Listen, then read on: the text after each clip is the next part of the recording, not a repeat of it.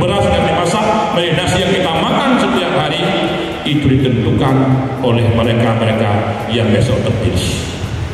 Sehingga ya, kalau MPU provinsi sudah mengeluarkan fatwa malah haram golput. Ya, baik haram di Zatik maupun haram dengan haram.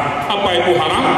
Haram itu adalah yusabu ala tarjihi wa yu'aqabu ala fi'li. Arti haram bila kita golput dosa, dan bila tidak golput dapat pahala. Ya, ada sembahyang punya pahala. Jangan golput.